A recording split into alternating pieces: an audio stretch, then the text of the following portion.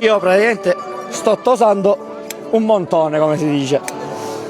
Di solito questa cosa avviene di solito verso fine maggio, inizio giugno. Questa attività ovviamente ogni anno si deve fare perché così permette all'animale anche in estate di respirare.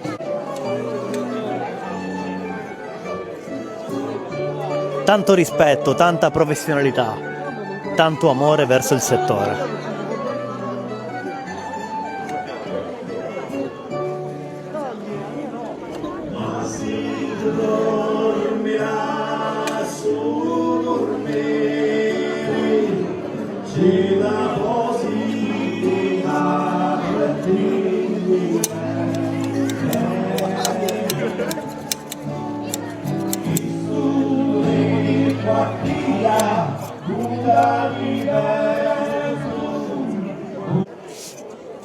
Ricordiamo prima di iniziare il video che l'animale in questo momento è a suo agio, Sì, nessuna certo. sofferenza, cosa diciamo?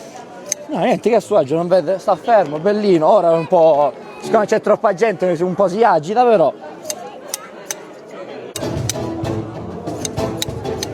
Ed una volta questa lana a cosa serviva? Veniva utilizzata? Una volta adesso questa invece... lana serviva a fare tutto, serviva a fare cuscini, materassi, maglioni, tutto. Adesso invece purtroppo un po' si è persa questa tradizione, anzi un po' si è persa totalmente, almeno nelle nostre zone si è persa totalmente.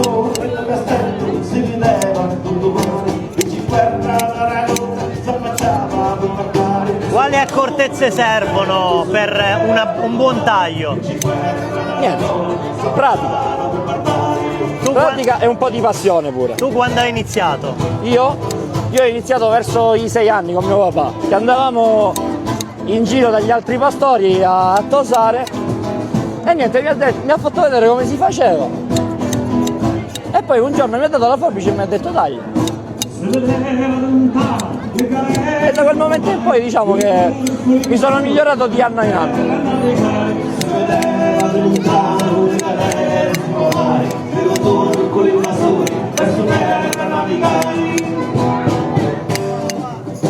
Vinci guerra dalla gola, non guardare la mente, la Madonna mi protegge, ti grazie alla regina. Vinci guerra dalla gola, non guardare la marina, la Madonna mi protegge, ti grazie alla regina.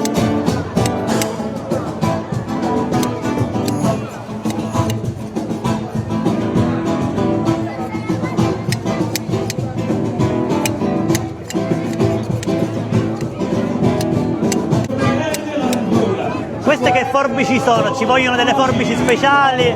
Più grandi sono, meno tempo impieghi, più piccole sono, più tempo stai.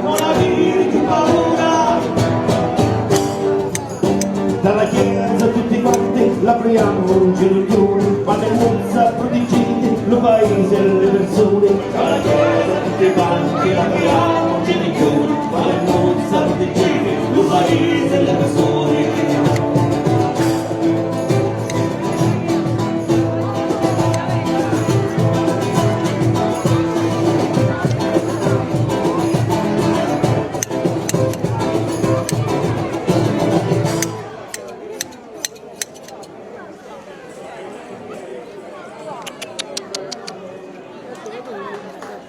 Grazie. Abbiamo finito? Questa sì. E abbiamo finito quindi? Sì, questa sì. Adesso c'è l'altra che è un po' più grande. Quando uno le sa tosare può partire da dove vuole. Però io parto sempre dalla coscia perché diciamo che mio padre mi ha insegnato da là e ormai sono andato su questa strada e basta.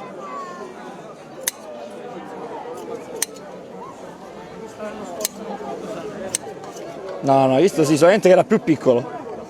Adesso è cresciuto tutto in una volta.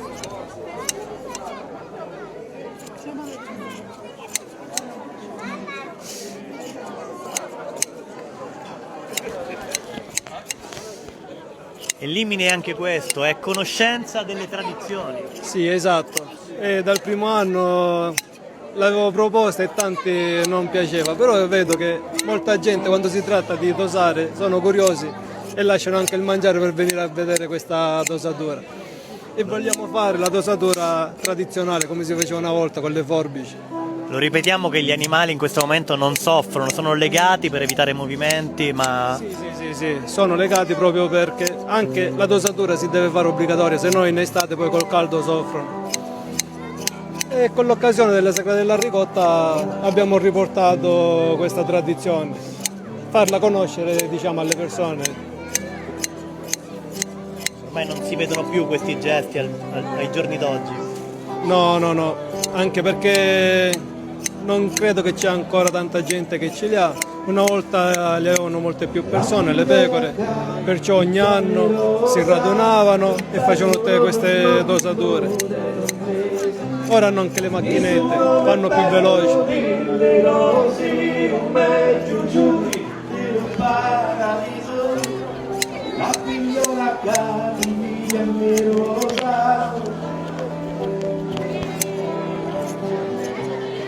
La figliola cadi amorosa.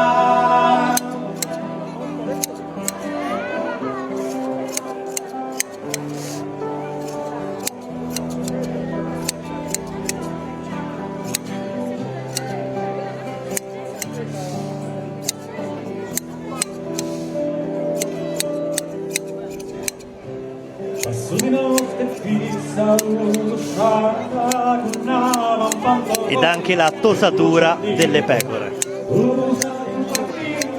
L'antica tradizione oggi è rievocata qui nel cuore di Limina.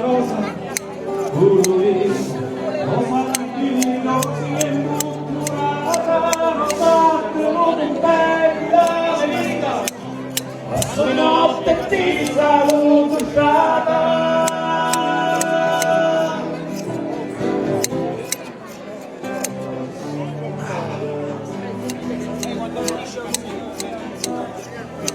Va bene.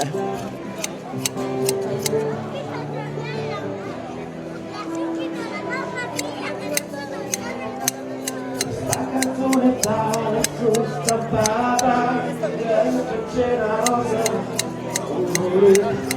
Io sempre solo sta cantata, solo sta voce mi rendi la vita.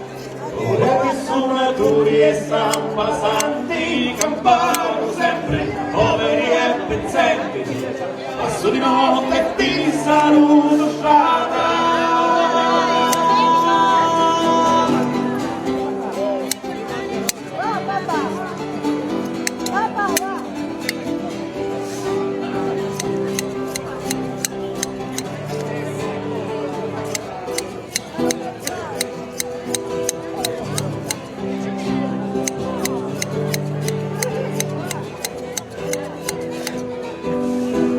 In quale periodo dell'anno si fa di solito la tosatura?